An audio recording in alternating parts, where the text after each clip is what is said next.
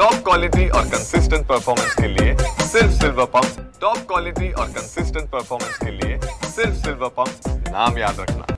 12 ज्योतिर्लिंगांपैकी एक असलेल्या नाशिकच्या त्र्यंबकेश्वर येथे आज ब्रह्मगिरी प्रदक्षिणेसाठी देशभरातील भाविक जे आहेत ते लाखोच्या संख्येने दाखल झालेले आहेत। भाविकांची गर्दी पाहता या ठिकाणी प्रशासनाकडून जे आहे खाजगी वाहनांना त्र्यंबकेश्वरमध्ये बंदी करण्यात आलेली आहे। खाजगी वाहनांना प्रवेश जो आहे तो नाकारण्यात आलेला आहे।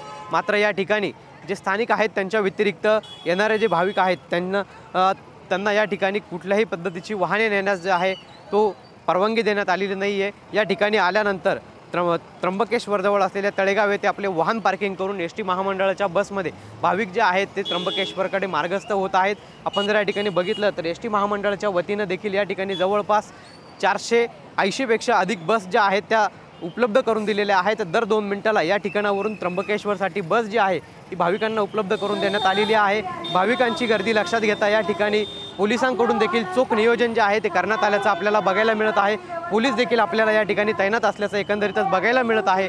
मात्र आज तिसऱ्या श्रावण सोमवारी ब्रह्मगिरी प्रदक्षिणेसाठी भाविकांची मोठी गर्दी जी आहे ती त्र्यंबक झाल्याचं बघायला मिळत आहे। या ठिकाणी पोलिसांकडून येणाऱ्या नागरिकांना वारंवार आव्हान देखील केलं जात आहे। वाहनधारकांना सूचना देखील केल्या जात आहेत। या ठिकाणी मोठी सूचना फलक जे आहे ते देखील ग्रामीण पोलिसांकडून लावण्यात आल्याचं आपल्याला एकंदरीत पाहायला मिळत आहे। भाविकांनी आज त्र्यंबकेश्वर नगरी जी आहे ती एकंदरीत दुमदुमून गेल्याचं आपल्याला पाहायला मिळतं। कॅमेरा पर्सन आकाश ओलीसह पवन येवले, TV9 मराठी, नाशिक।